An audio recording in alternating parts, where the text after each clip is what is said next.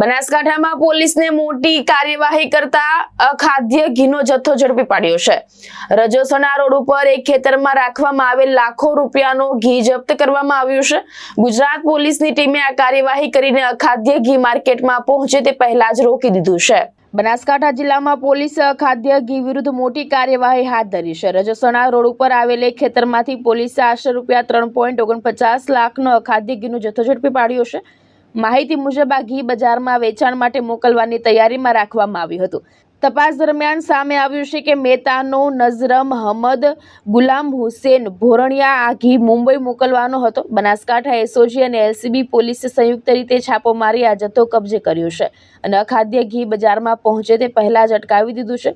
પોલીસે રૂપિયા 3.49 લાખનો મુદ્દામાલ કબજે કરીને આરોપી નઝરમ અહમદ અને ભોરણિયા સામે ગુનો નોંધી વધુ તપાસ હાથ ધરી છે। આ કાર્યવાહીથી અખાદ્ય પદાર્થોના ગેરકાયદેસર વેપાર ઉપર રોક લગાવવા પોલીસ સક્રિય હોવાનું સાબિત થયું છે। જીતુ સોલંકી, દ્રષ્ટિકોણ ન્યૂઝ, બનાસકાંઠા।